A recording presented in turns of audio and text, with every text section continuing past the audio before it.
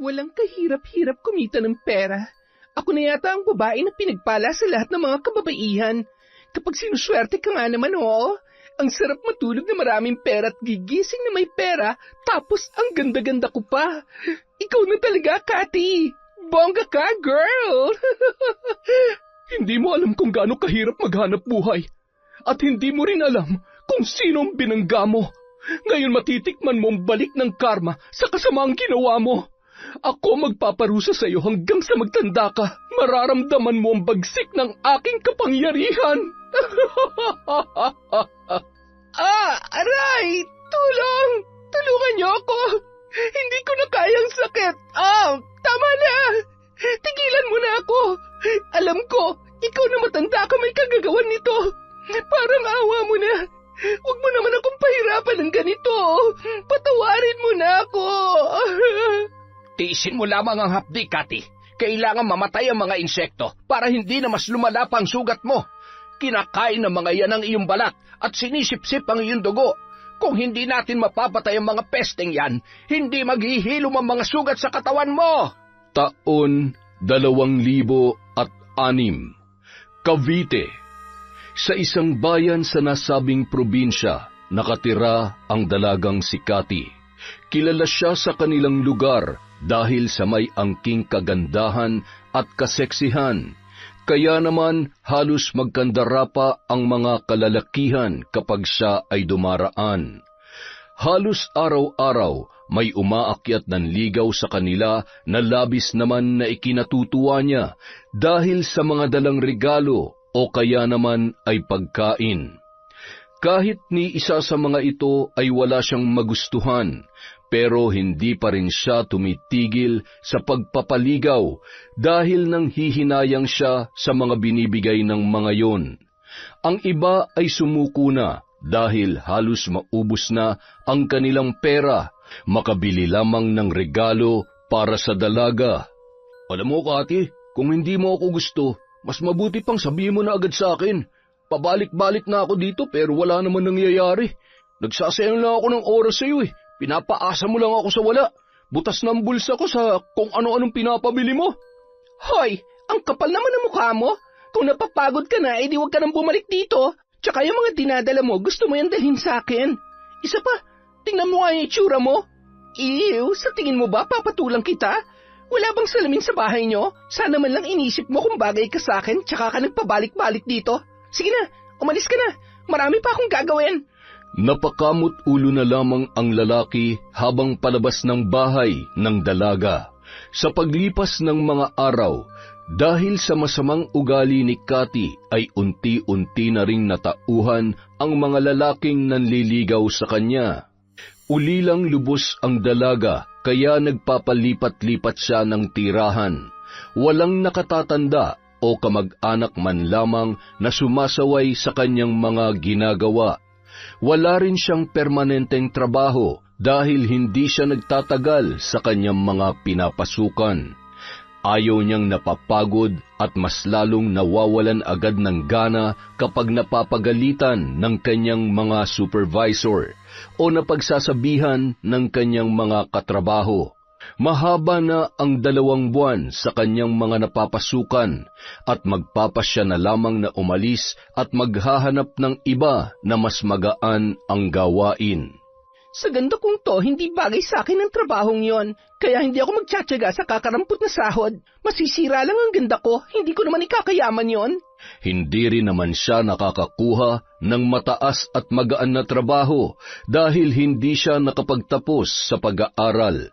Napabarkada at walang alam sa buhay kundi ang magbulakbol at manloko ng mga kalalakihan para lamang may pangtustos siya sa kanyang sarili at sa lahat ng kanyang mga pangangailangan. Isang araw, napilitan na naman siyang lumipat ng lugar at doon magbabaka sakali na mas gumaan ang takbo ng kanyang buhay. Marami kasi siyang pinagtataguan dahil sa kanyang mga utang at mga naloko. Maging may asawa at may edad na ay binibiktima niya sa ngalan ng pera. Kailangan kong maging mas maingat sa pagkakataong ito. Sana naman makahanap na ako ng lalaking magugustuhan ako, yung kaya kong buhayin at syempre, yung kayang ibigay lahat ng luho ko. Pagod na ako sa ganitong buhay.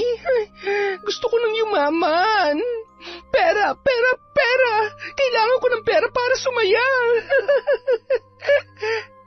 Gamit ang kanyang naipon, nakabayad siya ng pangrenta sa bago niyang tinitirhang apartment. Sakto namang natanaw niya ang isang lalaki na naglalakad, papunta sa isang sasakyan. Patakbong nagmadali ang dalaga para makasalubong ang lalaki at para masimulan ang kanyang plano. Nang makalapit na siya sa kinaroroonan ni Jerry, ay nagkunwaring nahihilo ang dalaga. Hinawakan nito ang ulo para mapansin siya ng lalaki. Nakita naman yun ni Jerry, kaya napatigil siya sa paglalakad at nilapitan si Cathy. Miss, ayos ka lang ba? May masakit ba sa'yo? Miss? Parang nandidilim ang paningin ko. Tulungan mo ako. Agad namang sinalo ni Jerry ang dalaga bago tuluyang bumagsak ang nanghihinang katawan noon sa kalsada. Nanlaki ang mga mata ng lalaki nang masubsob ang mukha nito sa malusog na dibdib ng dalaga. Agad niya namang inilipat ang kanyang tingin sa malaanghel na mukha ni Cathy. Miss, gising. Ayos ka lang ba? Ay, bakit naman ngayon pa? Isinakay ng lalaki sa kotse ang dalaga at pinainom ng tubig. Binuksan niya ang aircon ng kanyang sasakyan para mahanginan si Cathy. Inisip niya na dahil baka sa sobrang init kaya yon hinimatay. Gusto mo bang dalhin kita sa ospital para makasiguro tayo na maayos ang pakiramdam mo? Nahihilo ka pa ba? Hindi na. Ayos na ako. Pwede bang ihatid mo na lang ako sa tinutuluyan ko? Salamat ha. Salamat sa pagtulong mo sa akin. Napakabait mo naman. Teka, ano nga palang pangalan mo? Ako si Jerry. Ikaw? Cathy na lang. Sigurado ka ba na ayos ka na talaga? Hindi ka na magpapatingin sa doktor? Baka kung ano na yung sakit mo, mas mabuting magpatingin ka para maagapan. Bakit kasi lumalabas ka ng ganitong oras? Napakainit at wala ka pang dalang payong. Huwag kang mag-alala. Okay lang talaga ako. Siguro pagod o baka dahil puyat lang ako. At saka kanina pa kasi ako naglalakad para maghanap ng trabaho eh. Nahihilo pa rin ako pero kaya ko naman na. Sa susunod kasi magdala ka ng payong at tubig. Ayan tuloy, buti ako nakakita sa'yo. Hindi napigilan ni Jerry na mapalingon kay Cathy, lalo na sa mga maputing hita nito na sinadya ng babae na itaas ang kanyang palda at nagkukunwaring masakit yon habang hinihimas-himas. Napalunuklaway na lamang ang binata habang nagmamaneho. Nagulat ito nang hawakan ng dalaga ang kanyang hita. Maraming salamat, Jerry, ha? Kung hindi dahil sa'yo, baka nabagok na yung ulo ko kanina. At baka kung sino pang masamang loob ang nakadampot sa akin. Mabuti na lamang at ikaw ang tumulong sa akin. Ang swerte naman ng girlfriend mo o asawa mo. Bukod sa gwapo ka na, mabait ka pa. Wala nga akong girlfriend eh. Asawa pa kaya? Kapag sinuswerte ka nga naman, sakto, walang sabit. Baka ikaw na nga ang lalaking para sa akin. Char! Sa gwapo mong yan, wala kang girlfriend? Maniwala ako sa'yo. Alam mo, kung pwede lang mag-apply bilang girlfriend mo, ginawa ko na. Seryoso ako, wala talaga.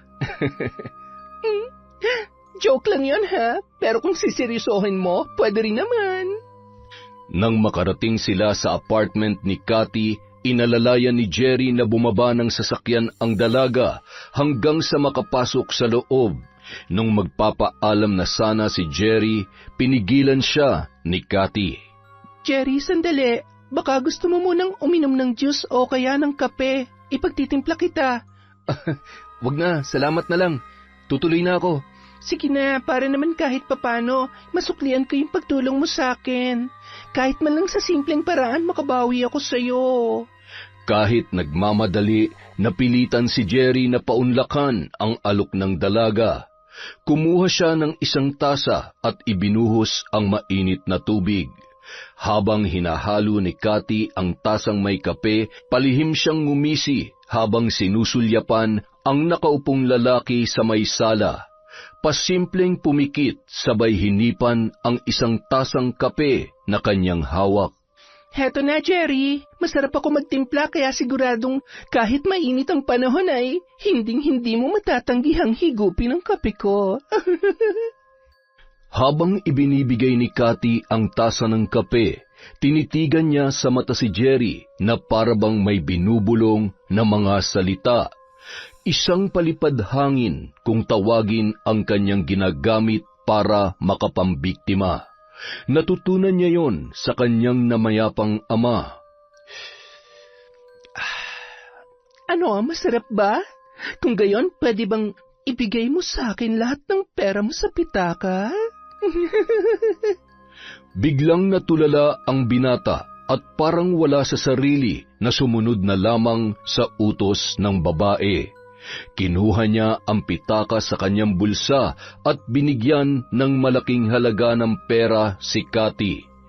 Pagkatapos maisakatuparan ni Cathy ang kanyang plano ay inihatid na niya si Jerry sa sasakyan.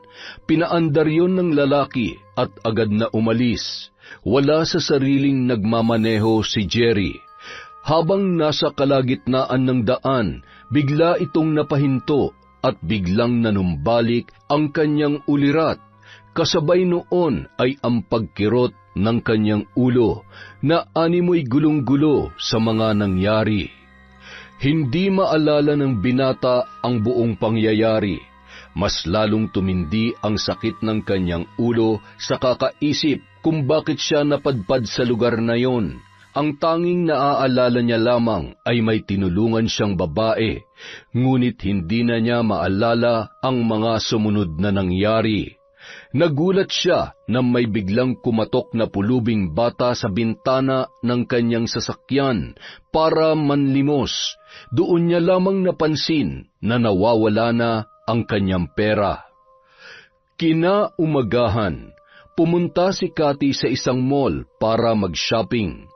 Halos lahat ng magustuhan niya ay binibili niya ng walang pagdadalawang isip. Puro mamahalin ang presyo ng kanyang kinukuha. Hindi pa yun nakontento, nagtungo pa siya sa isang kilalang restaurant. Kahit mag-isa lang siyang kakain, halos pang 3 katao ang kanyang ino-order. Pinag-usapan na siya ng mga waiter dahil sa dami ng pagkain na nakahain sa kanyang mesa. Hay nako, Tay, kung nabubuhay pa sana kayo ngayon, nararanasan niyo rin ang ginhawang nararanasan ko. Kayo kasi maaga niyo akong iniwan. Di hamak na mas magaling akong dumiskarte kaysa sa inyo. Pero hindi bale, ikakain ko na lang kayo sa bawat mamahaling restaurant na pupuntahan ko. Basta, Tay, ha? Huwag mo akong pababayaan kung nasan ka man ngayon. Ikaw nang bahala sa akin. Makalipas ang 1 linggo, wala nang natira sa nakulimbat ni Cathy, kaya naman mainit na naman ang kanyang ulo. Kaya nag-isip na naman siya ng panibagong plano para magkaroon ng pera. Palaging ganoon ang kanyang sitwasyon. Kung kailan ubos na ang kanyang pera, tsaka lamang siya kikilos. Hanggat nakikita niyang may laman pa ang kanyang pitaka, kampante lamang siya at walang pakialam. Kinagabihan, abala ang dalaga sa pagpapaganda ng kanyang sarili. Nilagyan niya ng pulang lipstick ang kanyang mga labi at nagbihis ng napakaigsing palda. Minsan na rin nagkaroon ng kinakasama ang dalaga at nakilala niya yon sa isang bar. Ngunit hindi nagtagal ang kanilang relasyon nang mapansin ng lalaki na pera lamang ang habol nito sa kanya. At hindi niya rin nagustuhan ang ugali ni Cathy. Walang alam sa gawaing bahay, waldas at kapag hindi nasusunod ang gusto ay nagwawala. Pagkatapos mag-ayos ng kanyang sarili, sumakay siya sa isang tricycle papunta sa isang bar. Pagkarating doon, halos lahat ng lalaki ay isa-isa niyang kinilatis. Pinagtitinginan din siya ng mga yon dahil sa kaakit-akit niyang kasuotan, muka at hubog ng katawan. Kinikilala niya kung sino ang mukhang mayaman at kung sino ang may makapal ang pitaka. Tsaka niya gagawin ang susunod niyang hakbang. Ano ba yan? Parang wala namang mukhang tao dito. Ang tsatsaka, ha? Ay, di bali na nga. Pera lang naman ang kailangan ko eh. Lalaking may laman ang pitaka. Teka, ayun. Tama bang nakikita ko? Malapitan nga. Sa wakas, siguradong paldo-paldo na naman ako dito.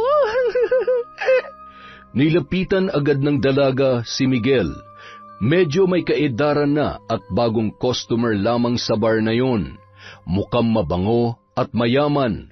Mas lalong namutawi ang ngiti sa mga labi ng dalaga nang makita niyang kinuha ng matanda ang pitaka mula sa bulsa nito para magbayad sa inorder na alak.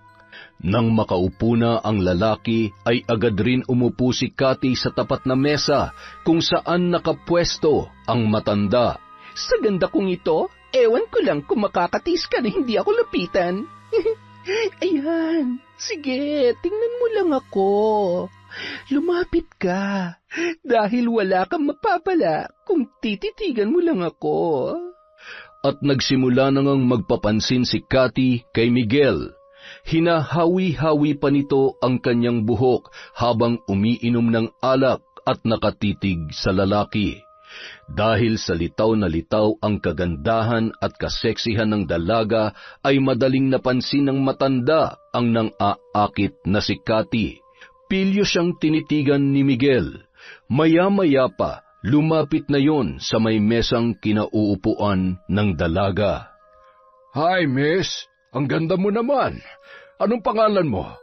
Mukhang nag-iisa ka lang Wala ka bang kasama? Pwede bang makiupo at makisalo sa'yo? Ibang pangalan ang ginamit ni Cathy.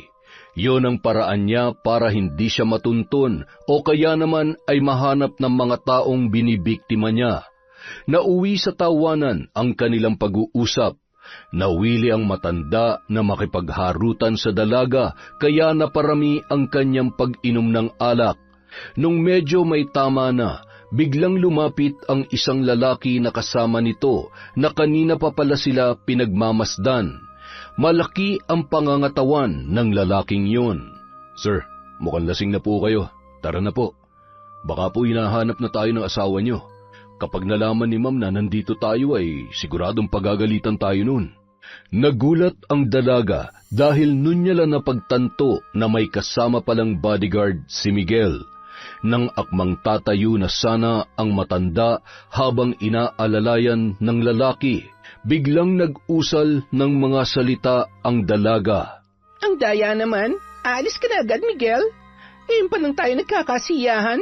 Ang aga pa kaya, mamaya ka na umuwi. Hay, mukhang takot ka lang pala sa asawa mo eh. Ako? Takot sa asawa ko? Hindi Berto, mabuti pa matulog ka na lang muna sa sasakyan kung inaantok ka na. Nakakahiya naman sa magandang binibining ito kung iiwan ko lang basta-basta. Sige na, doon ka na muna. Tatawagan na lamang kita kapag uuwi na tayo. Pero sir, lasing na po kayo. Ano ka ba? Kaya kong sarili ko. Ako ang amo mo, kaya ako masusunod. Sige na, iwan mo na kami. Huwag na huwag ka magsusumbong sa mama mo dahil malilintikan ka sa akin. Gusto mo ba mawalan ng trabaho? Ay, sige po sir. Sabi ko nga po, hihintayin ko na lamang kayo sa sasakyan Sige po, mag-enjoy po muna kayo dyan. Nagtataka ang lalaki dahil mukhang may kakaiba sa kanyang amo. Sanay kasi siya na kahit may konting tama pa lang ang matanda ay yun na mismo ang nagyayaya para umuwi. Pero nung mga sandaling yun, para bang tuwang-tuwa at nawiwili pa si Miguel na makipag-inuman sa babaeng kausap niya. Bibihira lamang makipagkwentuhan sa babae ang kanyang amo at pinagtaasan pa siya nun ng boses sa unang pagkakataon. Akala ko iiwan mo na ako. Magtatampo na sana ako eh. Gusto pa naman sana kitang makausap dahil nalulungkot ako. Sa tingin ko, Miguel, ikaw ang papawi sa lungkot na nararamdaman ko ngayon. Pwede mo ba akong samahan kahit sandali lang? Ay, masyado mo namang pinapainit ang gabi ko. Paano naman ako makakatanggi kung ganito kabango at kagandang babaeng nasa harap ko? Ilang sandali pa, pumasok na ang dalawa sa pribadong silid sa bar na yon. Nang makapasok na ang dalawa sa nasabing silid, doon na isinagawa ng dalaga ang kanyang plano. Nilimas niya ang lahat ng perang laman ng pitaka ng matanda, sabay itinapon yon sa isang sulok. Iniwan niyang nakahandusay sa mahabang upuan si Miguel dahil sa sobrang kalasingan. Nagmamadali namang lumabas ng bar ang dalaga, sabay pumara ng tricycle. Samantala, kanina pa tingin ng tingin ang bodyguard ni Miguel sa kanyang telepono at inaabangan ang tawag ng kanyang amo. Nabaling ang kanyang paningin nang makita si Cathy na sumakay sa tricycle, kaya kinabahan yun at nagmadaling lumabas ng kotse para pumasok sa loob ng bar. Sir? Miss, nasa na po yung lalaking nakaupo dito kanina? Agad namang itinuro ng GRO kung saan makikita ang matanda, kaya dali-dali nitong pinuntahan ng silid at bumungad sa kanya ang tulog na amo at humihilik pa. Nakabukas ang zipper ng pantalon at nakaangat ang damit. Boss, gising! Ano nangyari? Bakit nandito ako? Anong oras na ba? Ako pong dapat magtanong kung ba't kayo nandito. Ano po nangyari sa inyo? Ba't kayo pumasok dito sa loob? At bakit kayo iniwan ng babaeng kasama ninyo? Nagmamadali siyang umalis kanina. Ay, teka, nasan po yung relong suot nyo? Tsaka yung kwintas ninyo? Ha? Nalintikan na. Pati wallet ko nawawala rin. Naisahan ako ng babaeng yun ah. Hindi ko man lamang namalayan na. Naku, malilintikan ako nito sa misis ko. Paano nangyaring? Hindi kaya may kakaibang ginawa sa akin ng babaeng yon? Na-hypnotize ba ako? Maaari po. Baka nga po ginamitan kayo ng itim na kapangyarihan na kung tawagin sa probinsya namin ay palipad hangin. Napamura na lamang si Miguel sa sobrang inis sa sarili. Sinubukan niyang hanapin ang babae, ngunit walang nakakakilala sa pangalan na binigay nito. Kinuha niya rin ang CCTV footage ng bar, ngunit sadyang mailap ang dalaga sa kamera. Hindi maipaliwanag kung paanong hindi man lamang makilala ang mukha noon. Kaya wala nang nagawa ang matanda kundi hayaan na lamang ang nangyari. Makailang ulit pa siyang bumalik sa bar na yon at nagbaka sakali na makikita ulit ang dalaga. Gaya ng dati, nagpakasasa si Cathy sa perang nakuha niya kay Miguel. Malaki-laki rin ang natangay niyang halaga sa matanda. Humiga pa ito sa kama at pinaghahagis ang pera habang humahalakhak matapos niyang ibenta ang relo at kwintas. Walang kahirap-hirap kumita ng pera. Ako na yata ang pinakapinagpala sa lahat ng mga kababaihan. Kapag sinuswerte ka nga naman, oo. Ang sarap matulog na maraming pera at gigising na may pera tapos ang ganda-ganda ko pa. Ikaw na talaga, Cathy. Bongga ka, girl! Makalipas ang 2 buwan, unti-unti na namang nauubos ang pera ni Cathy. Sinisingil na rin siya sa renta ng bahay. 1 buwan na siyang hindi nakakabayad. Mas inuna pa niya ang kanyang mga luho kesa bayaran ang kanyang dapat bayaran. Kapag hindi ka pa nakapagbayad sa susunod na araw, talagang palalayasin na kita. May naibibili ka nga ng kung ano-ano tapos hindi mo magawang magbayad ng renta. At isa pa, pwede ba? Maglinis ka naman ng bahay. Tingnan mo nga yung paligid mo. Ang kalat-kalat at ang dumi-dumi na. Kababae mong tao napakababoy mo. Sarili mo lang yata ang kaya mong ayusin. Babalikan kita ulit. Siguraduhin mong may pambayad ka na. Kung hindi, ako mismo maghahakot ng mga gamit mo papalabas. Oo na, sige na po. Hindi pa nga ako nag-aalmusal. Busog na ako sa sermon nyo. Ay, kainis. Abat, ako pa talaga ngayon na nakakainis. Ikaw na nga itong hindi marunong magbayad. Ikaw pa may ganang mainis. Aling Gina naman. Ang sabi ko po, magsisimula na ako maglinis. Ang sungit. Pinandilatan ng mata ni Cathy ang tumalikod na si Aling Gina. Nawalan na rin ng gana ang dalagang kumain, kaya bumalik na lamang yung muli sa higaan dahil biglang sumama ang kanyang pakiramdam. Lintek, nagkanda leche-leche ng buhay ko. Kapag minamalas ka nga naman, bakit naman kasi ngayon pa sumama ang pakiramdam ko? Kailangan kong gumaling at kailangan ko ng dumiskarte. Wala na akong pambayad. Baka magliyab ng ilong ng matandang dragon na yon. Kinaumagahan, kahit medyo iniinda ni Cathy ang sakit ng kanyang ulo, ay pinuntahan niya ang bahay ni Aling Gina para makiusap kung pwedeng bigyan ulit siya ng isa pang araw na palugit para makapagbayad. Tao po! Aling Gina! Tao po! Oh, Cathy, ikaw pala. May kailangan ka ba sa asawa ko? Ano po kasi... Wala kasi siya dito. Umalis, pumunta sa palengke. Ano bang sadya mo sa kanya at sasabihin ko na lang pagdating niya? Bakit nga ba? Hindi ko naisip to, ha? Tama. Ikaw ang sagot sa problema ko sa asawa mo. Umaayon na naman sa akin ang pagkakataon. Ano po kasi? Makikiusap po sana ako sa kanya. Wala pa po kasi akong pambayad ngayon sa renta ng bahay, Mang Lope. Ay, ganun ba? Hamot sasabihin ko na lamang. Kaso kilala mo naman ang asawa ko. Magagalit lamang yung kapag nadidelay ang bayad ng upa, lalo na kung nakailang balik na siya para maningil. Kaya nga po, makikiusap sana ako Walang-wala po kasi talaga ako ngayon. Sinibayan pa ng sakit ng ulo ko kaya hindi po ako makapagtrabaho. Parang awa niyo na po, tulungan niyo naman po ako na pakiusapan siya Wala po kasi akong mapupuntahan kapag pinalayas niyo ako dito. Napahagulhol ang dalaga at marahan namang hinimas ni Mang Lope ang braso nito para patahanin.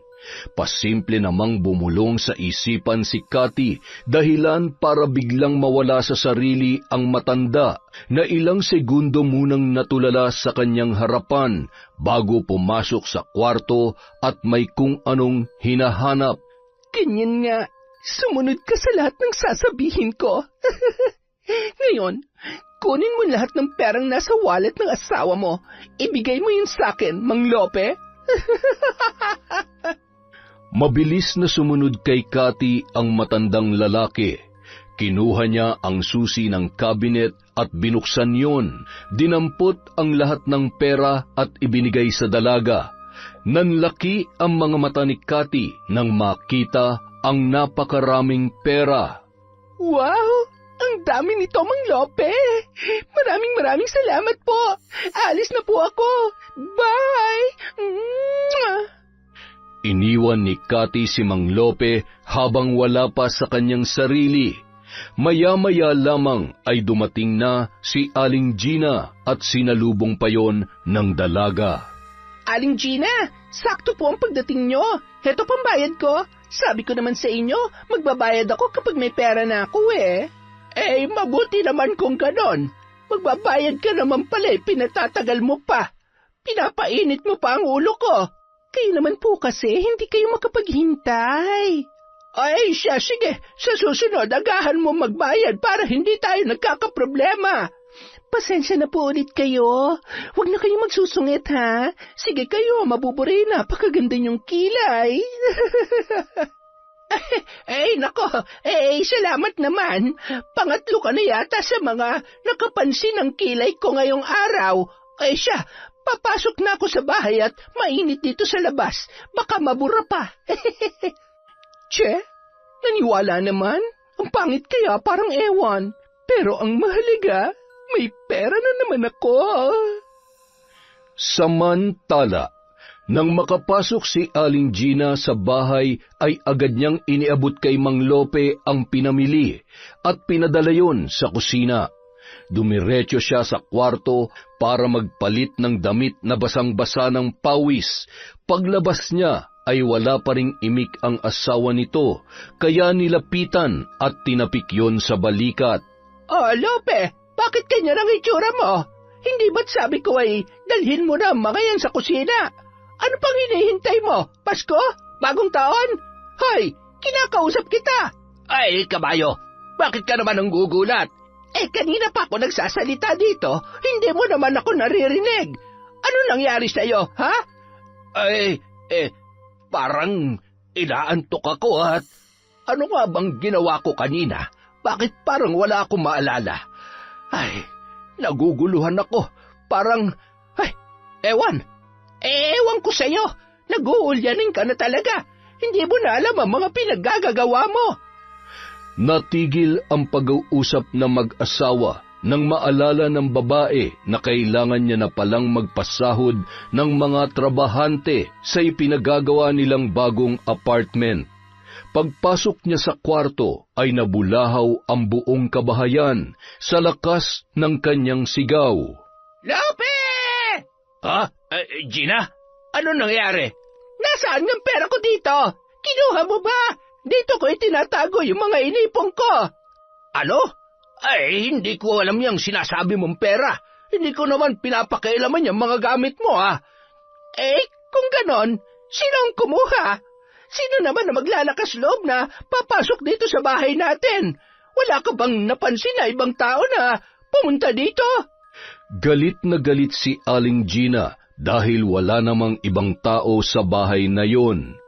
Ayaw din namang umamin ng asawa nito na siya ang kumuha, kaya minabuti niyang tingnan ang CCTV para malaman kung sino ang kumuha ng pera.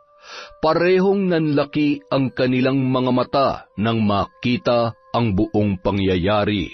Hay nako, nagsisinungaling ka pa. Ayan, kitang-kita na ikaw ang kumuha at ibinigay mo sa babaeng yon. May pahawak-hawak ka pa sa braso? Ano, dahil sa nilandi ka ng babae, binigay mo na yung pera ko? Walang hiya ka!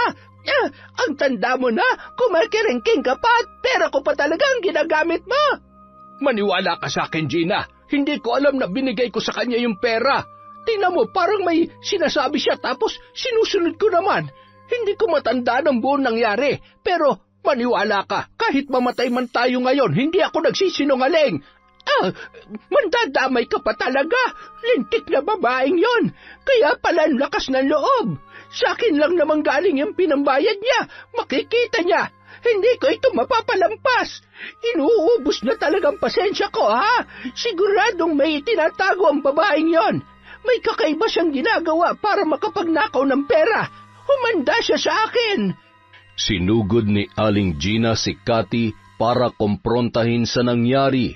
Agad namang itinanggi ng dalaga ang ibinibintang nito sa kanya. Dahan-dahan po kayo sa sinasabi niyo, Aling Gina. Wala po akong alam dyan. Ibalik mo ang pera ko. Walang hiya kang babae ka. Ipapakulong kita. Huling-huli ka na eh. Nagsisinungaling ka pa talaga. Hindi mo makukuha ang pera mo at lalong hindi ko hayaang makulong ako dahil sa'yo. Ang bag ko, kailangan kong tumakas. Hoy, saan ka pupunta? Magnanakaw! Ang kulit mo, ha? Sabi ng bitiwan mo ako. Gamit ang natitirang pera na galing sa matandang babae, naghanap ulit siya ng mauupahan na may kalayuan sa lugar na kanyang pinanggalingan.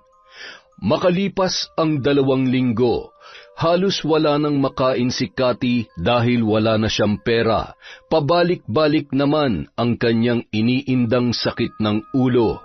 Diyos ko naman, alisin niyo na po ang sakit ng ulo ko para makapagtrabaho na ako. Pinaparusahan niyo ba ako dahil sa mga ginawa ko? Buisit na Gina na yon. Yung mga gamit na naiwan ko, ay, ang bobo ko talaga. Bakit ba naman kasi hindi na lang ako nagbenta ng mga gamit ko? Ay, nakakainis talaga. Isang araw, nakaramdam ang dalaga ng kaginhawahan sa kanyang katawan. Kaya wala nang inaksayang oras si Cathy at agad na nag-isip ng susunod na plano. Barya na lamang ang natitira sa kanyang pera. Palakad-lakad ang dalaga kung saan naghahanap siya ng panibagong bibiktimahin. Ano ba? Makisama naman kayo. Mukhang wala yata ako mapapala dito Wala yata akong madidilihensyahan ngayon. Magtitiis na naman ako sa lugaw na walang sahog at... Ay, buisit talaga. Ang init-init pa naman. Ay... Ilang sandali pa, nakita niya si Mang Felix na saktong magwi-withdraw sa ATM machine. Walang ibang tao sa lugar na yun. Hinintay niyang matapos ang lalaki. Nang saktong naglalakad na para maghanap ng sasakyan, naghanda na rin ang dalaga para gawin ang kanyang plano. Kagaya ng ginawa niya kay Jerry, yun din ang naisip niyang diskarte para manakaw ang pera ng bago niyang target. Pero ngayon ay nagpanggap naman siya bilang isang pulubi sa paningin noon. Aray! Tulong! Tulungan niyo po ako! Oh, Iha, ano nangyayari sa'yo? Mukhang namumutla ka at nanghihina Nahihilo po ako. Ilang araw na po kasi akong hindi kumakain. Tulungan niyo po ako. Maawa na po kayo sa akin. Gutom na po ako. Nagkunwaring matutumba si Cathy at napahawak kay Mang Felix. Mabuti na lamang agad na nasalo ng lalaki at hindi natumba sa simento ang babae.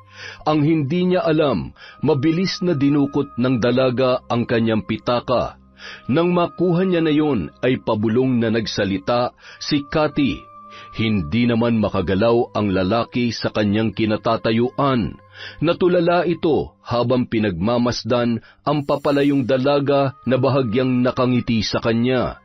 Bumalik lamang ang kanyang ulirat nang businahan siya ng isang tricycle driver. Abat, hindi ka ba tumitingin? Sasagasaan mo ba ako? Abay, akala ko pumaparaho kayo Sasakay po ba kayo o hindi? Oy, sige, ihatid mo ako sa ospital. Kailangan ko makabalik agad at inaantay ako ng asawa ko't anak. Ilang sandali pa. Ipapasok ko ba sa loob o dito ka na lamang bababa? Huwag na, dito na lamang ako. Maglalakad na lang ako papasok. Ay, siya, sige, mabuti naman. Natitiya ko, mahirapan akong makalabas kapag pinilit ko pang ipasok tong tricycle. Sandali lamang at... Teka, nawawala ang pitaka ko Nagtulungan pa si Mang Felix at ang tricycle driver para mahanap ang pitaka sa loob ng tricycle, ngunit wala silang makita. Naawa na ang driver sa lalaki dahil bakas sa mukha nito ang pagkadismaya at nabanggit rin nito na pambayad sana ang perang yun sa pagpapagamot ng kanyang anak na may sakit. Hindi na lamang ito pinagbayad ng tricycle driver at taus-pusong nagpasalamat naman ang matandang lalaki. Pasensya ka na talaga. Naabala ko pa ang paghahanap buhay mo. Wala na talaga akong pera kahit barya. Maraming salamat ulit, ha? Ay, walang anuman ho yun. Sana gumaling na ang anak ninyo. Tsaka mag-iingat po kayo. Parang wala sa sarili si Mang Felix na naglalakad papunta sa silid kung saan naroon ang kanyang anak at asawa na si Aling Mona na nagbabantay sa kanilang anak.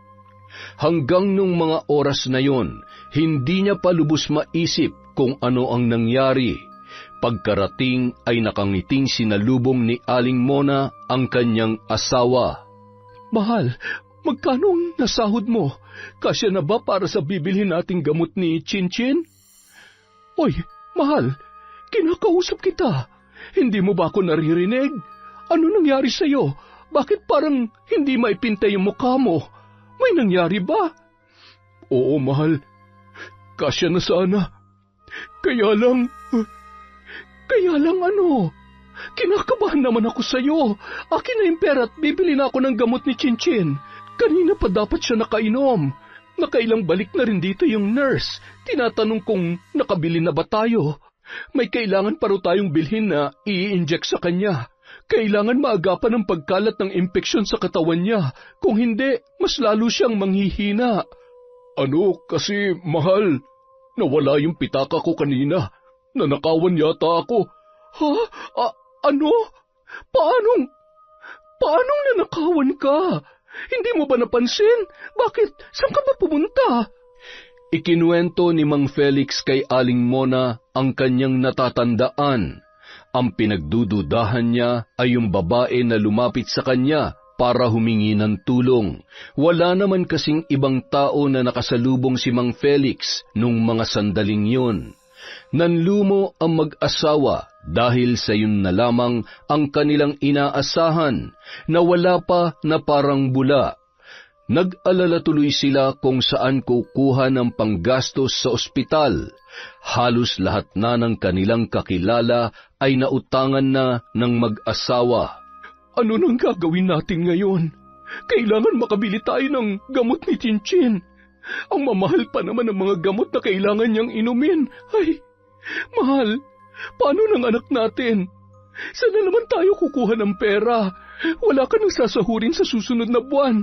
Halos ilang araw ka pa lamang pumapasok, may utang pa tayo sa boss mo. Kaya nakakahiya naman na mangutang na naman tayo sa kanya. Huwag ka na mag-alala, mahal. Gagawa ko ng paraan para makabili tayo ng kailangan ng anak natin. Nagpaalam saglit ang lalaki para maghanap ng pwedeng mahiraman ng pera. Kahit na nahihiya ay sinubukan niya pa rin humingi ng tulong sa kanyang boss. Ang kanyang pinagtatrabahuhan ay si Miguel. Naikwento niya sa kanyang boss ang nangyari sa perang ipambibili niya sana ng gamot ng kanyang anak. Nagulat ang lalaki sa mga sinabi ni Mang Felix. Bigla siyang napaisip na posibleng pareho ang babaeng nagnakaw ng kanyang pera at ang babaeng ikinukwento ng kanyang tauhan. Doon lamang napagtanto ng dalawang lalaki na pareho silang nabiktima ng iisang babae. Naaawa naman ang boss nito at pinahiram siya ng pera, ikakaltas na lamang sa kanyang sahod buwan-buwan. Pagkakuha ng pera ay agad na bumalik si Mang Felix sa ospital. Nadatnan niya na nag-aagaw buhay na ang kanilang anak, kaya naman napatakbo siya at nilapitan ang naglulupasay na si Aling Mona. Anak, huwag mo kaming iiwan. Lumaban ka. Felix, ang anak ko. Chinchin! Diyos ko, nakikiusap po ako. Huwag niyo namang hayaan mawala sa amin ang anak ko. Pakiusap po, iligtas niyo ang anak namin. Chinchin, huwag mong iiwan si nanay. Makalipas ang ilang oras, nanginginig pa rin sa takot si Aling Mona.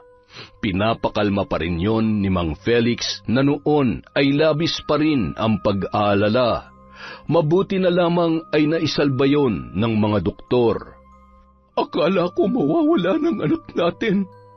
Kung may nangyaring masama sa kanya, Felix, hindi ko kakayanin. Mamamatay ako kapag nawala ang anak ko. Tahan na, patawarin mo ko sa nangyari. Kung naging maingat lamang ako, siguro'y hindi aabot sa puntong ganito.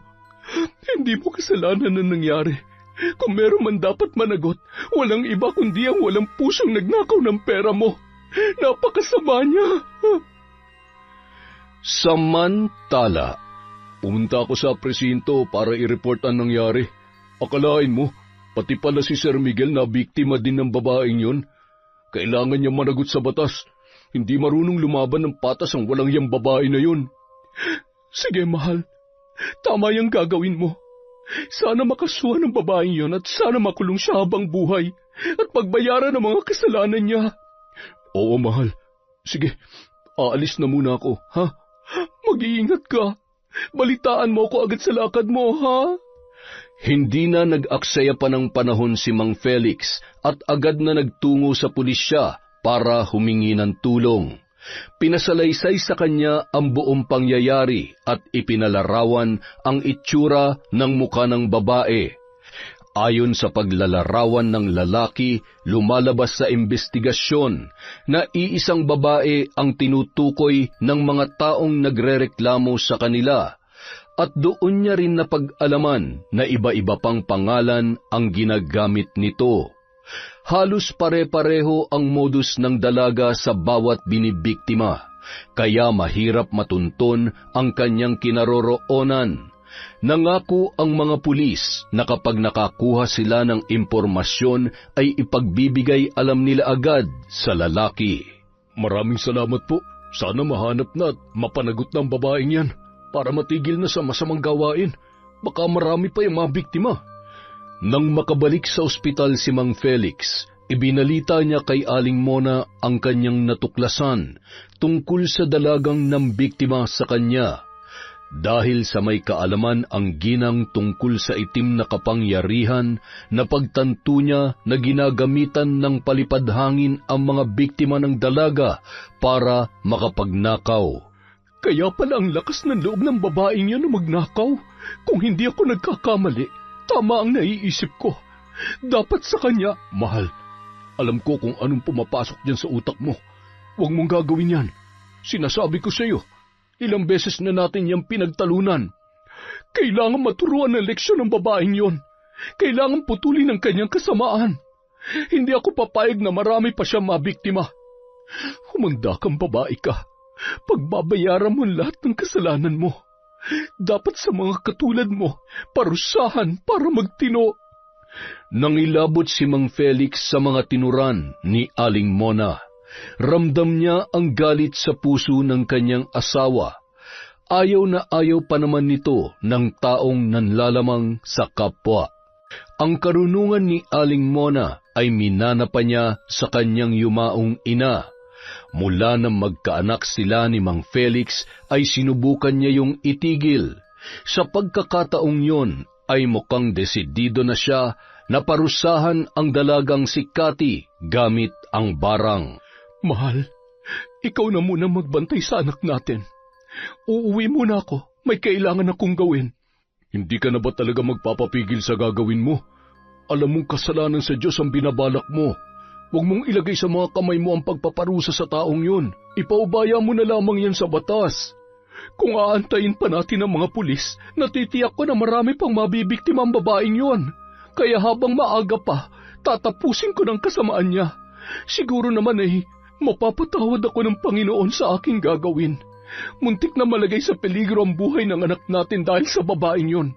Kung may nangyari kay Chinchin, hindi ako magdadalawang isip na tapusin siya. Pagkarating ni Aling Mona sa kanilang bahay, dumiretso agad siya sa kwarto at sa ilalim ng kanilang kama. Doon nakalagay ang kahon kung saan nakasilid ang kanyang mga kagamitan sa pambabarang.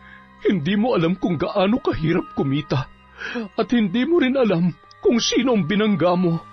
Ngayon matitikman mo ang balik ng karma sa kasamaang ginawa mo. Ako ang magpaparusa sa iyo hanggang sa magtanda ka. Mararamdaman mo ngayon ang bagsik ng aking kapangyarihan. Kinuha ni Aling Mona ang malaking itim na kandila sabay sinindihan. Mula sa kanyang bulsa, dinukot niya ang nakatiklop na papel na may guhit ng muka ng babaeng pinagbibintangan nila na magnanakaw. Binigyan ng kopya ng mga pulis ang kanyang asawa sa pagkakakilanlan ng babae, kaya yun ang gagamitin ng ginang sa pagsasagawa ng barang. Pagkatapos ilagay ang papel sa pulang tela, ay nag-usal siya ng orasyon. Habang binibigkas ng ginang ang dasal, ay dahan-dahan niyang pinapatakan ng kandila ang muka ng babaeng nasa larawan. Nang halos matakpan na ng patak ng kandila ang muka ng babae, tinusok niya rin yun ng luma at mahabang karayom. Ngayon, mararamdaman mo ang init ng bawat patak ng kandila. Mag-aapoy ang buo mong katawan na ani mo'y sinisilaban. mahapdi at parang pinapaso na nagbabagang bakal. Mararamdaman mo rin ang talim na parang tumutusok na mga karayom sa iyong katawan. Damhin mo ang parusang balik sa iyong kasamaan. Sige, humiyaw ka sa sobrang sakit. Samantala, biglang nakaramdam si Cathy ng kakaiba sa kanyang katawan. Hey, ano ba to? Mukhang may gustong pumasok na itim na kapangyarihan sa katawan ko Pwes, kung sino ka man, hindi ka magtatagumpay. Hanggat suot ko ang kwintas na ito, walang makakapanakit sa akin. Kaya akong protektahan ito kahit gaano pa kalakas ang kapangyarihan mo. Ipinakulam na kaya ako ng ginang na yon? Aba, nakinabang naman siya sa dami ng mamahaling gamit na naiwan ko sa apartment niya. Buisit siya. Namana pa ni Cathy ang kwintas na yon sa kanyang yumaong ama. Kilala yon bilang isang mahusay na albularyo. Sa kabilang banda, naramdaman ni Aling Mona na mukhang hindi gaanong tumatalab ang kanyang ginagawang pambabarang sa dalaga. Ganun pa man, hindi siya tumigil sa paggawa ng ritual. Pinagpapawisan ng ginang habang patuloy sa pagbigkas ng mga kahindik-hindik na salita. Maya-maya pa, biglang lumakas ang hangin at isang tinig ang narinig ng ginang. Sino kang nangangahas na barangin ako? Anong kasalanan ko sa'yo? Para malaman mo, hindi ako tatablan ng kapangyarihan mo. Magsasayang ka lang ng lakas. Kaya kung ako sa'yo, tigilan mo na yung ginagawa mo. Ako lang naman ang asawa ng lalaking ninakawan mo. Alam mo bang buhay ng isang tao nakasalalay sa perang ninakaw mo? Hindi ka marunong lumaban ng patas, kaya dapat sa iyo putulin niya mga kamay mo at dukutin niya mga mata mo para matigil ng kasamaan na bumabalot yan sa katawan mo. Nagpatuloy ang palitan ng mga salita ng dalawang babae. Dire-diretso lang din si Aling Mona sa pagsasagawa ng orasyon. Hindi naman nagpatalo si Cathy at pilit na nilalabanan ang kapangyarihan ng ginang. Hanggang sa lalong lumalakas ang kapangyarihan ni Aling Mona at mas lalong lumakas ang hangin hanggang sa naputol na at nahulog ang suot na kwintas ng dalaga. Tumilapon ang babae at tumama sa pader ng bahay na kanyang inuupahan. Aray! Walang hiya ka, matanda ka. Humanda ka. Babalikan kita. Hindi mo ako matatalo. Kung inaakala mo matatakot ako sa'yo, pues nagkakamali ka. Bigla namang nawala ang malakas na hangin at hindi na rin narinig ni Aling Mona ang tinig ni Cathy. Matagumpay na naisagawa ng ginang ang kanyang ritual laban sa dalaga. Samantala, halos hindi makatayo si Cathy sa sobrang lakas ng pagkakatalsik niya. Gumagapang na siya sa sahig sa kahahanap ng kwintas, ngunit nagkapira-piraso na yon. Hindi pwede. Kailangan kong kwintas na to. Hindi. Kinagabihan, nagising si Cathy ng alanganing oras nang makaramdam ang dalaga ng sobrang init. Para siyang nililitsyon na baboy sa nagbabagang uling. Dali-dali siyang bumangon at nagtungo sa kusina para uminom ng tubig.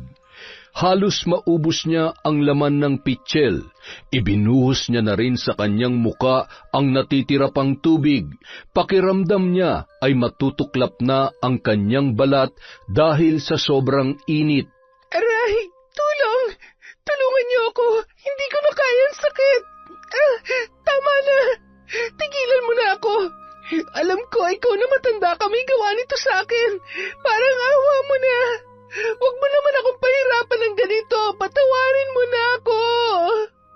Kahit anong sigaw ni Cathy para humingi ng tulong ay walang nakakarinig sa kanya. Kaya walang nagawa ang babae kundi tiisin na lamang ang sakit. Halos wala na siyang saplot sa katawan nang pagtatanggalin niya ang suot niyang damit. Kahit na nakatapat na siya sa bentilador ay wala pa rin yung epekto. Nahirapan na rin siyang huminga at muntikan ng himatayin. Tulong! Parang awa niyo na! Tulungan niyo ako! Maya-maya pa, Bigla na lamang nawala ang init na kanyang nararamdaman. Natuwa ang dalaga at napahalakhak.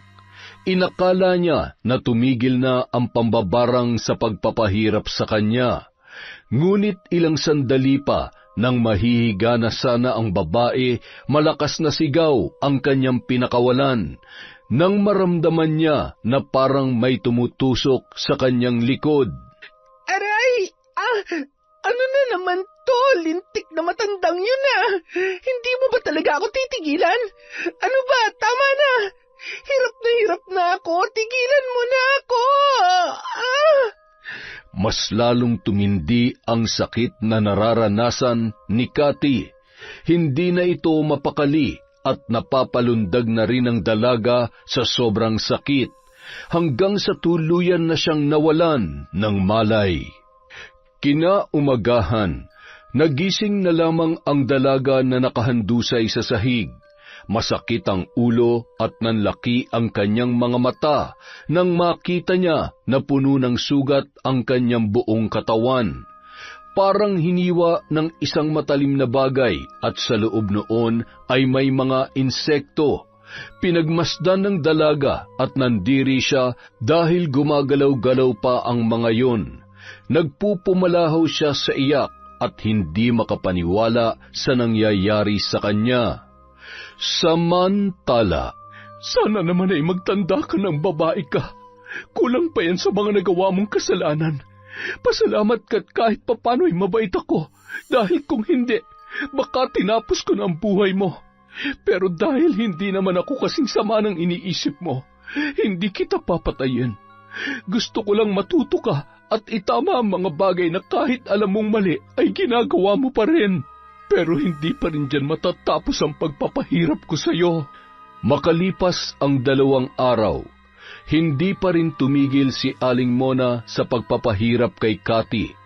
Kaya humingi na ng tulong ang dalaga sa kakilala nitong albularyo. Kinailangan niyang bumalik sa lugar kung saan siya lumaki, dahil doon nakatira ang kilalang albularyo ng kanyang ama.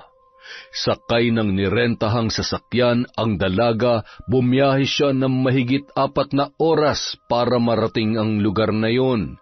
Dumiretso na siya sa bahay ng manggagamot dahil baka kung makita pa siya ng mga tao doon ay pagtulungan pa siyang saktan.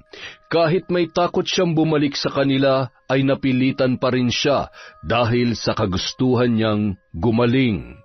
Cathy, anong ginagawa mo dito? Mang Danny, tulungan niyo po ako at sana po huwag niyo ipaalam sa mga tao na nandito ako. Kayo na lang po ang alam kong makakatulong sa akin. Parang awa niyo na po. Hirap na po ako. Alam mo na hindi ako sang-ayon sa mga ginagawa mo. Pinagsabihan na kita, pero hindi ka nakinig sa akin. Ginamit mo sa maling paraan ang iyong kapangyarihan. Kagaya ka rin ng tatay mo.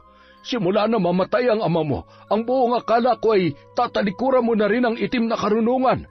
Kung wala lang akong utang na loob sa iyong ama, hindi kita patutuloy sa pamamahay ko. Sa inyo na po mismo nanggaling. May utang na loob kayo sa pamilya ko. Kung hindi dahil kay tatay, baka wala na kayo sa mundong ito. Kaya bilang kapalit, tulungan niyo po ako. Tanggalin niyo ang sumpa na nakakabit sa katawan ko. Sige, tutulungan kita. Pero mangako ka sa akin na magbabago ka na. Ito na siguro ang naging karma mo. Mangako ka, Cathy, dahil kung hindi, kahit magmakaawa ka pa, hindi kita tutulungan. Ayaw ko na sa pagkakataong ito ay patuloy kita na hahayaan sa iyong mga kalokohan. Kung noon ay wala akong nagawa para itama ka, ngayon hindi na ako papayag. Nangako ako sa Panginoon na sa oras na magkita tayong muli, gagawin ko ang lahat para maituwid ka. Ngayon, tutuparin ko ang pangako ko sa kanya at sa tatay mo, habang may pagkakataon ka pa. Opo, basta tulungan niyo lang po ako na gumaling. Pangako po magbabago na ako. Ang sakit. Pakiusap, gamutin niyo na po ako. Aray! Sa tingin ko, isa sa mga naging biktima mo may gawa nito. Pasalamat ka't hindi kanya balak patayin. Dahil kung ganon ang kanyang kagustuhan, malamang sa mga oras nito ay pinagpipiestahan ka na ng mga uod at bangaw. Nag-usal ng panalangin si Mang Dani habang nakapatong ang kamay sa ulo ni Cathy. Pinatakan ng matanda ng likido ang mga sugat sa kanyang katawan. Napasigaw siya sa sobrang hapdi at nangisay ang mga uod na nasa loob ng kanyang mga sugat. Aray! Ano po yung pinahid niyo? Ang hapdi!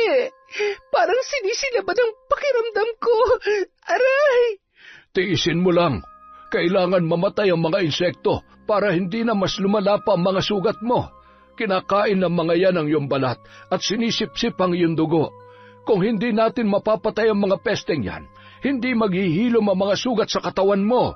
Tagaktak ang pawis ni Cathy habang kagat-kagat ng kanyang mga ngipin ang isang tela. Hindi na kinaya ng dalaga ang sakit dahilan para siya ay mahimatay. Pinahiga siya ni Mang Dani sa mahabang upuan na yari sa kawayan. Nilagyan ng matanda ng dahon ang mga sugat nito. Isa-isa niya ring sinunog ang mga insekto na lumabas sa mga sugat ng dalaga.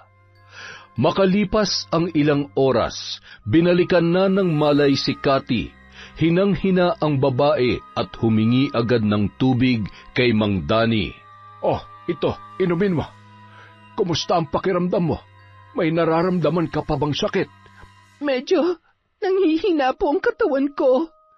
Nang tanggalin ni Mang Dani ang dahon na nakatapal sa mga sugat ni Cathy, namangha ang dalaga nang makita niya na naghilom na ang mga yon. Ngunit bakas pa rin ang mga peklat sa kanyang balat.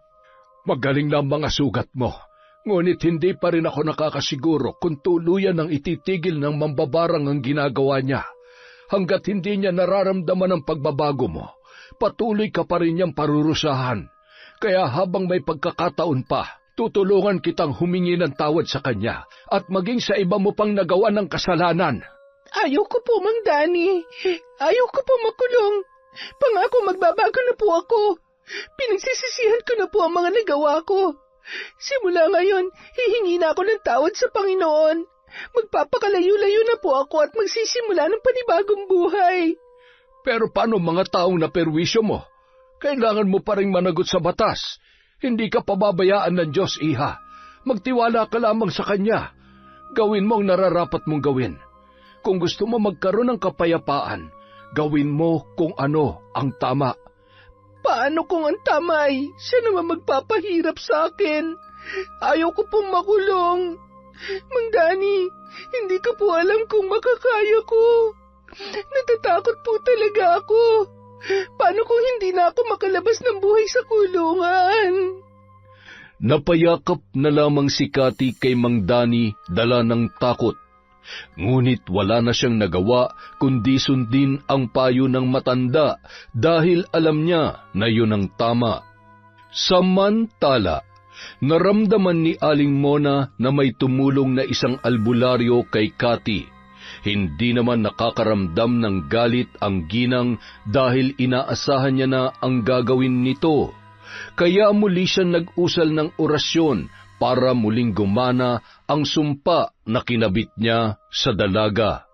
Paglalaruan niya ito hanggang sa siya na mismo ang sumuko sa mga pulis para pagbayaran ang kanyang mga kasalanan. Mang Dani, tulong! Tulungan niyo po ako! Akala ko po ba napagaling niyo na ako? Bakit bumabalik ang sakit, aray? Tama na, ayoko na po! Pansamantalang lunas lamang yon, iha. Hanggat hindi tumitigil ang mambabarang sa paggawa ng ritual, hindi tuluyang mawawala ang sumpa sa katawan mo.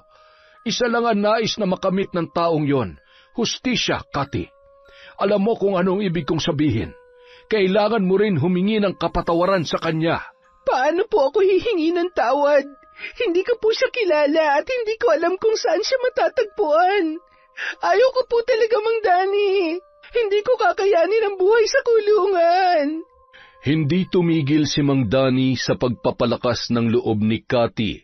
Laking pasasalamat naman ng dalaga sa matanda dahil ito na lamang ang taong pwede niyang lapitan at hingan ng tulong nung mga oras na yon.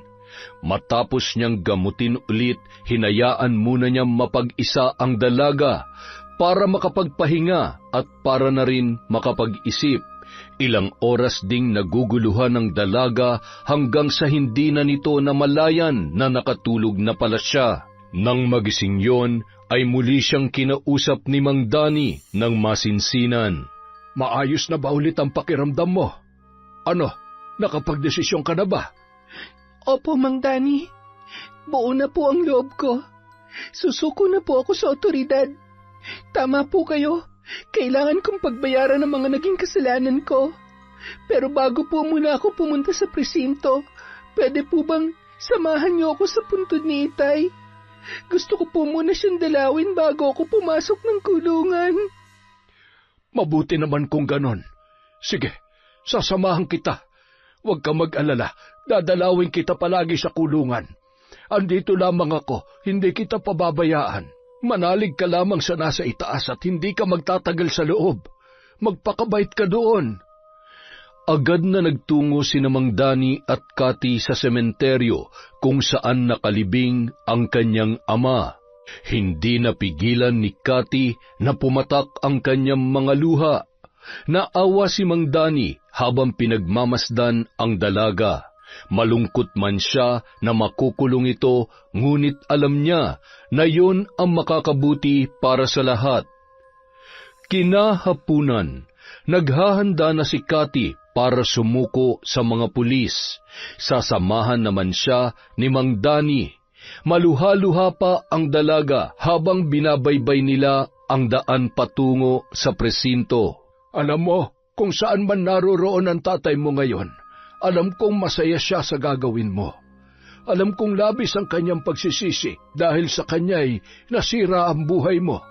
Kaya matutuwa siya dahil gusto mo nang ayusin ang sarili mo na kailanman ay hindi niya nagawa para sa kanyang sarili.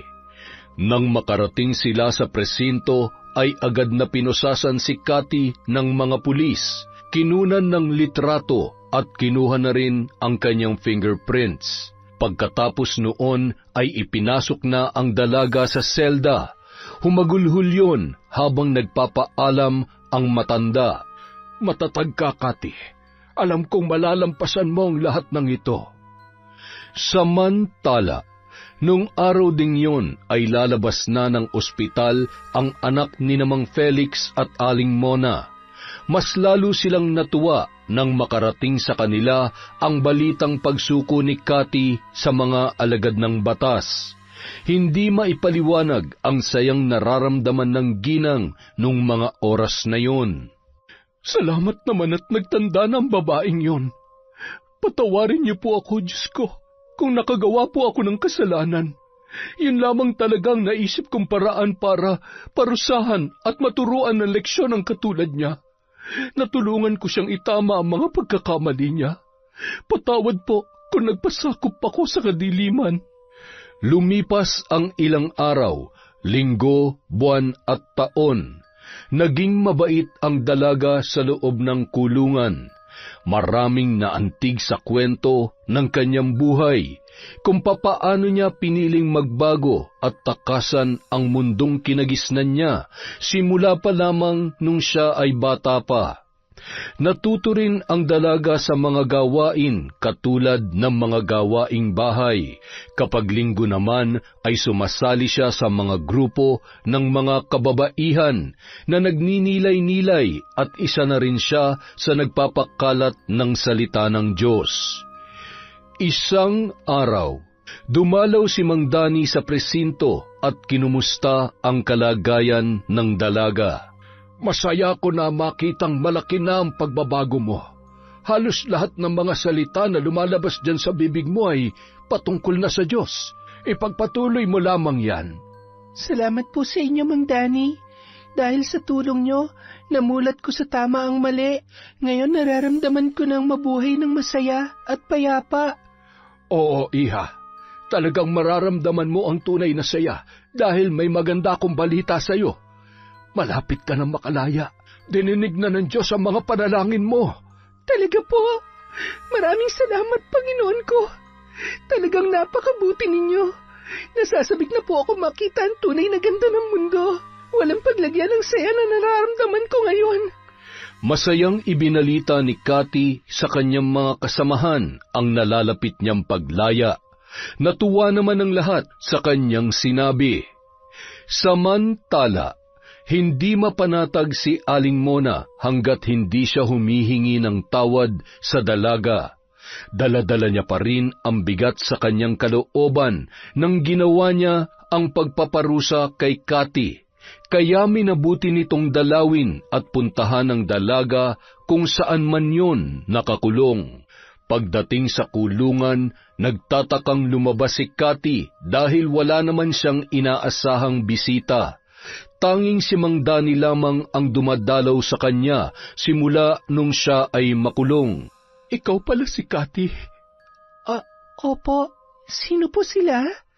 Kilala niyo po ba ako? Ako si Mona, yung asawa nung ninakawan mo sa may bangko. Natatandaan mo ba siya? Ho? Ibig sabihin, kayo rin ang... Oo, ako ang nambarang sa'yo. At nagawa ko yun dahil sa muntik na mapahamak ang anak namin nung araw na yon. Buhay ang nakasalalay sa perang ninakaw mo. Kaya napuno ako ng galit. Kung ganon, ano pong ginagawa niyo dito? Nakikita niyo po, pinagbabayaran ko na mga kasalanan ko. Ano pa po ang gusto niyo? Maawa po kayo. Huwag niyo akong papatayin.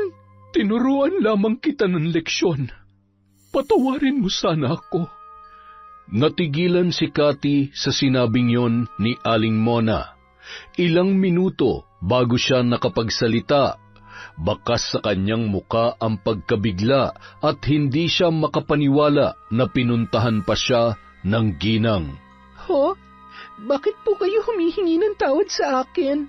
Ako po nakagawa ng kasalanan, kaya ako po dapat humingi ng kapatawaran sa naidulot kong problema. Muntik na mapahamak ang anak ninyo dahil sa akin, kaya patawarin niyo po ako. Sana po'y mapatawad niyo ako. Oo, Iha. Matagal ka na naming pinatawad. Ang ginawa mong pagsuko ay nangangahulugan lamang na bukal sa loob mo ang pagsisisi. Ngayon mapapanatag na ang kalooban ko sapagkat pareho na natin nakamit ang kapatawaran sa ating mga puso. Hindi mapigilan ni Cathy na mapayakap kay Aling Mona. Parang nabunutan ng tinik ang kanilang mga dibdib nung mga sandaling yun. Nang makauwi na si Aling Mona ay agad niyang kinuha ang kahon na naglalaman ng kanyang kagamitan sa pambabarang. Isa-isa niyang sinunog ang mga yon katulong ang kanyang asawa at anak. Mahigpit na yakap ang itinugon ng kanyang asawa bilang pagpapakita ng tuwa at kasiyahan para sa ginang. Masaya sila na tuluyan ng tinalikuran ni Aling Mona ang itim na kapangyarihan. Kailanman ay hindi ko na yan muling gagamitin. Ngayon, abo na kayo at tuluyan na kayong tatangayin ng hangin. Masaya kami ng anak mo para sa iyo, mahal. Ito ang araw na pinakahihintay ko. Ngayon kasama na ng mga abo na yan. Tinangay na rin ang hangin ang pangambang nararamdaman ko kapag ginagamit mo yan. Makalipas ang 2 buwan, dumating na ang araw na pinakahihintay ni Cathy. Ito na ang araw ng kanyang paglaya. Masayang sinundo ni Mang Danny ang dalaga at dumiretso yon sa kanyang bahay. Wala na kasing ibang pamilya si Cathy na pwede niyang puntahan. Abot langit ang pasasalamat niya dahil muli siya mabubuhay ng malaya at payapa ang kalooban. Salamat po, Panginoon, dahil sa kabila ng aking mga nagawang kasalanan, hindi niyo pa rin ako pinabayaan. Utang ko po sa inyo ang panibago kong buhay. Samantala, nabalitaan ng pamilya ni Aling Mona ang araw ng paglaya ni Cathy. Natuwa sila para sa dalaga. Nang maikwento ni Cathy kung ano ang buhay na nakagisnan niya at kung anong paghihirap ang naranasan niya, ay nangibabaw ang awa na naramdaman ni Aling Mona para sa kanya. Makalipas lamang ang 1 linggo, simula nang makalabas si Cathy sa kulungan, nagpasya siyang muli nang bumalik sa Cavite para doon maghanap ng trabaho. at doon niya rin gustong simulan ang kanyang pagbabago. Sa awa ng Diyos, sa kabila ng kanyang mga karanasan sa buhay, maswerteng natanggap ang dalaga bilang tindera sa isang food court sa isang mall sa nasabing lugar. Kahit na umuuwing pagod at puyat ang dalaga, ay naging masaya pa rin ito, lalo na matanggap niya ang unang sahod na mula sa kanyang pinagpaguran. Ganito palang kumikita ng pera sa marangal na paraan, kahit na mahirap pero masaya pala. Hindi ko man mabili lahat ng luho ko, nagpapasalamat pa rin ako dahil malaya ako nabubuhay dito sa mundo, malayo sa dating ako at walang inaapakang tao. Isang araw, habang naglalakad si Cathy papunta sa sakayan pauwi sa kanyang inuupahan na bahay, aksidenteng nakabangga niya ang isang pamilyar na lalaki. Teka, mukhang pamilyar ang mukha mo ah. Tama, ikaw nga. Sinadya mong mabangga ako, no? Para ano, kapag tinulungan kita, nanakawan mo na naman ako? Pwes kung inaakala mo na magagawa mo ulit yun sa akin, nagkakamali ka. Bistado ko na yung style mo. Maganda ka pa naman, pero kawatan ka pala. Jerry? Hindi ko talaga sinasadya. Aray, tulungan mo naman ako. Hoy, ang sakit. Napaka-judgmental naman. Hindi ba pwede nagbago na ako? Wala nang pakialam si Jerry kahit nagmakaawa pa si Cathy. Sa halip na tulungan itong tumayo, ay iniwan niya na lamang ang dalaga at walang lingon-lingon na sumakay sa kanyang sasakyan. Habang dahan-dahang tumatayo si Cathy at paika-ikang naglakad. Samantala, habang umaandar ang sasakyan ni Jerry ay nakita nito sa salamin ang kalagayan ng dalaga. Napaisip ang lalaki na baka nga hindi nagsisinungaling si Cathy nung mga oras na yon. Totoo kayang nasaktan talaga siya? Ano ka ba, Jerry? Maniniwala ka na naman ba sa palabas ng babaeng yan? Buisit, napakahusay talagang magpanggap. Minsan mo na ako naloko kaya tantanan mo ko at baka makalimutan kong babae ka. Hindi porket maganda ka, madadaan mo ako sa paawa-awa mo. Ay, tumigil ka nga sa karupukan mo, Jerry. Hayaan mo na siya. Yun ang mga salitang sinasabi ng utak ng binata. Ngunit may puwang sa kanyang puso ng pagkaawa kay Cathy. Sinisigaw nito na tulungan ang dalaga. Malalim na buntong hininga ang pinakawalan niya, sabay pinaatras ang sasakyan para balikan si Cathy. Oh, bakit bumalik ka? Kala ko ba hindi mo na ako tutulungan? Sige na, wag na. Kaya ko na to. Hindi naman kita masisisi kung hanggang ngayon galit ka pa rin sa akin. Kasalanan ko naman talaga. Naiintindihan kita, kaya sige na. Kaya kong sarili ko. Huwag ka na nga mag-inarte dyan. Halika na. Sumakay ka na. Ihahatid na kita sa bahay mo. Nang makasakay si Cathy sa kotse ni Jerry, walang imikan ang dalawa. Pareho silang nakikiramdam sa isa't isa hanggang sa binasag ni Cathy ang katahimikan sa loob ng kotse. Patawarin mo sana ako sa kasalanang nagawa ko sa'yo. Pinagbayaran ko ng lahat ng yun sa kulungan. Salamat din at sa kabila ng nagawa ko sa'yo, mas pinili mo pa rin na tulungan ako. Sana mapatawad mo na ako. Pinagsisihan ko ng lahat ng yon. Sinisikap ko na ngayon na magbagong buhay. Ewan ko ba? Hindi ko rin maintindihan ang sarili ko. Bakit ba hindi ko magawang magalit sa'yo? Siguro may dahilan ng Diyos kung bakit nag-krus muli ang landas natin, no? Sa dami na makakasalubong at makikita ko ngayong araw, ikaw pa talaga. Ay, siguro nga gumawa ng paraan ng Diyos para makahingi ako ng kapatawaran sa mga nagawa kong kasalanan. Masaya ako sa muli nating pagkikita at hindi na ako kasing sama nung dati.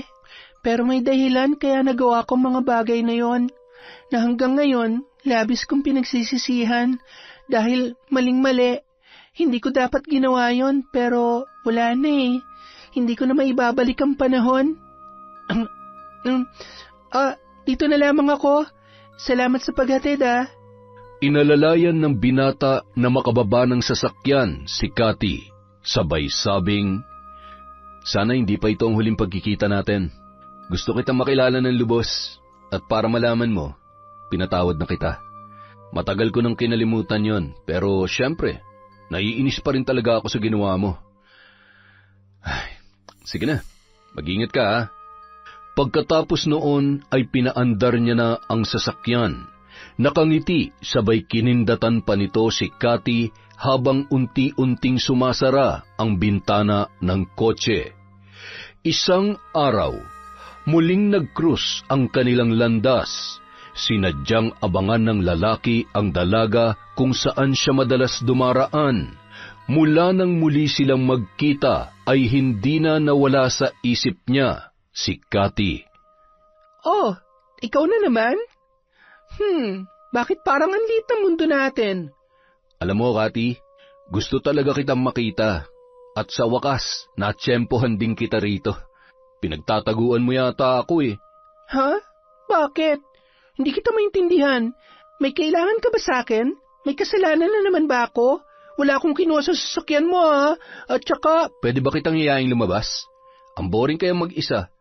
Baka naman gusto mo akong samahan. Para naman makabawi ka sa akin. Sabihin na natin na gusto talaga kitang makilala, makasama, at basta. Ano? Okay lang ba sa'yo? Ano? Nagbibiro ka ba? Ako? Bakit ako? Baka nabibigla ka lang o kaya baka naaawa ka lang sa akin. Hindi ako ang babaeng nararapat sa'yo, Jerry. Alam mo naman kung anong klaseng tao ko, kung anong pinagmulan ko. Magkaiba tayo ng mundo. Marami ka pang makikilalang babae dyan. At saka, wag mo nga akong tinitingnan ng ganyan. Malapit na akong matunaw at baka mamaya kiligin pa ako sa'yo. Siguro gusto mo lang akong gantihan sa ginawa ko, no? May pinaplano ka bang masama sa akin? Hoy, wag kang ganyan. Ano? Tumingin ka nga sa akin. Dito. Hoy, sa mata ko. Yan. Mukha ba ako masamang tao? Ha? Sa gwapo kong to, sa tingin mo magagawa kong... Huwag mo akong dinadaan-daan sa ganyan, ha? Para kang ewan. Kapag ako nainis, papatulan talaga kita. Tara na, libre mo ako. Wala pa akong sahod. Yon! Walang problema. Cathy, seryoso. Kapag niligawan ba kita, papayag ka ba? Jerry, kapag sinuntok ba kita para magising ka sa katotohanan, aaray ka? Ang dami mo sinasabi. Tsaka na natin pag-usapan yan. Baka mamaya, pagkatapos natin kumain, magbagong isip mo. Alam mo na, baka gutom lang yan. Oh, teka nga, nilalagnat ka ba? Basta, akala mo titigilan kita? Mula ngayon, kung kinakailangan kitang kulitin, oras-oras man yan, hanggang sa mahulog ka sa akin at maging tayo gagawin ko. Ang totoo, di ko alam kung bakit kahit nagalit ako sa ginawa mo sa akin, hindi talaga kita makalimutan eh. Matagal-tagal na rin yun, pero hanggang panaginip, dinadalaw mo pa rin ako eh. Anong akala mo sa akin? Multo? Mumultuhin talaga ako ng katotohanan kapag hindi naging tayo. Simula noon, palagi nang lumalabas ang dalawa at matyagang niligawan ni Jerry si Cathy, hanggang sa makamit nito ang matamis na oo ng dalaga. Malaki na ang pinagbago ni Cathy, malayong malayo na sa unang pagkakakilala sa kanya ng lalaki. Sa kabila ng pagtatapat ng dalaga sa naging pagkatao at nakaraan niya, ay hindi yon naging hadlang para mahalin siya ni Jerry. Sa halip ay mas lalo itong humanga at napabilib sa katapangan ng dalaga. Matapos ang 2 taon bilang magkasintahan, nagpasya na rin silang magpakasal at bumuo ng sariling pamilya. Isang araw. Ay, ano ba naman tong tiyan ko? Kung ano-ano nang binibili ko sa iyong pagkain, sinusuka mo naman. Ano ba talagang gusto mo? Magagalit ka sa akin eh. Ano ba kasi yun? Gusto ko ng pinya. Yung pinya sa likod ng kapitbahay natin, hinog na. Sige na, samahan mo na kasi ako. Ano? Pambihira naman, mahal. Ano naman yung trip mo? O siya, mamayang gabi, gagawa natin ng paraan. Palihim na lamang na kinausap ni Jerry ang may-ari ng pinya para mapagbigyan ang hilig ng naglilihi niyang asawa. Yon! Isa na namang magandang kwento mula sa Kwentong Enteng. Dahil po dyan, meron po ulit tayong shout out. Hello po kay Nelly Española. Shout out kay Aprilin Asuncion, kay Sally Roldan, kay Carlita Nocerale. Hello po kay Elizabeth Sumalinog, kay Corazon Clemente. Hello po kay Manny Maniego, kay Brita Lane Pelico, kay Prince Jose, Lumagbas Nancy, Rose Cose, Renante Siena, kay Trio Cavibes, kay Catalea Soto. Hello po kay Jomar Tabacon, kay Celestina Siguya, kay Elizabeth Dungka, kay Febe Ranyada. Hello po kay Jeneline Mix Vlog. Hello po rin kay Princess Marleyphil Davido. Hi kay Ryan Alba, Mama Loretta, John Peter from Elidia Bobes. Hello po kay Pasiano Guerrero. Hi kay Barner Bucky, kay Idol Ashtin of Liga. Shout out kay Marjorie Dequilia, kay Ivan Jose Pabriag from Joanna Rosette Marasigan. Hello po kay Renante Alejo. Shout out kay Belen Malbas, kay Mariam Duca, kay Mira. Hello kay Hana Maylin Sesgundo, kay Gay Somodio. Hello po kay Mel Santarita, kay Irma Umali, kay Crijel Mamado, kay Arlene Torquiza. Hi kay I Love Traveled, kay Honey Austria, kay Emily Yumi. Hello kay Alma Naong, kay Charlene Gumansing, Michelle de la Cruz, Torillos and Guiwan family from Joel Guiwan, kay Jing Villaran, kay Langga Jonah. Hello po kay Jose Arcaliana, kay Alfreda Alano. Shout out kay Jenny Laurelin at LJ from Lawrence, Balubayan. Hello kay Dapanderan Brewmaster, kay Frances Remuel Velches, kay Inday Besel TV, ang Lady Guard ng Pampanga, yon Astig, at sa Jet Guard Agency. Hello po kay Earhart The Great Vlog, kay Dimples Yumi, kay Larcy Siriban. Hello kay Teresa Mabelin Francisco. Hello kay Milina Aswiani, kay Mariam Bautista. Hi sa Kakalja family from Connie Kakalja. Hello po kay Maricel Nogot from Yuki Machimoto. Hi sa mga taga Polomolok, South Cotabato from Biba Dima. Hello po kay Merly Kidian, kay Ramil Fariolin, kay Queen Haley, kay Mercedita Balana Reyes. Hello po kay Kimpoy Feliciano, kay Roberto Crimen, kay Analie Vallega, kay MGS 14, sa Yamasaki family, kay Leng, kay Kensuke, kay Kagari, at Kentaro from Ami Yong. Hello po kay Adoracion Espiritu. Hi kay Cola Lona, kay Robely Solivio, kay Corazon Federizo, Arlene Monggi Albader. Hi po kay Ryan Large, kay Missy MTD. Hello po kay Hilario Patra Jasmine. Hi po kay May Megs, kay Shaga Lameri, Angelina Ignacio, Julie Zabate, kay Annabel Ibanez. Hello po sa Team Manok ng Angeles, Pampanga, Escarda Family, Jeboy, Rose, Janine, Jimmy, Joven, Leonard, Jerry, Weng, Windy, Jerha, KJ, Mike, Kimsed, Rick, Monding, Iron, AJ, Arnold, Angie, Vicente, Yael, Ethan, at sa buong Team Manok ng Angeles, Pampanga. Hi po kay Tita Serrano, kay Noraline Olitsub, sa RGW Garment from Basta Mage ako. Hi kay Vivian Collado, Kabutahe. Hi po kay Josie Aniban, kay Astillero Rialco from Kim Rialco. Hi kay Jimmy Guevara. Shout out kay Lolita Mariano, kay Dine Sinag, kay Juvie Bustamante. Hello kay Princess Kayla Martinez, kay JR Pineda, kay Isay Diaz, Mary Jane Alitin, Doris Estander, Pearl Torres, Evelyn Reyes, Ivan Pabriag from Joanna Rosette, Marasigan. Hi kay Kay Sian from Kuya Koy. Hi po kay account P1Z. Hello kay Mea Espiritu, kay Angelina Edelmira from Elizabeth Dungka. Hello po kay Janet Cisneros, kay Alfredo Siguya, kay Marilu Francisco. Shout out kay Jessica Rojas, kay Raquel Hasegawa, kay Lizelle Goleta.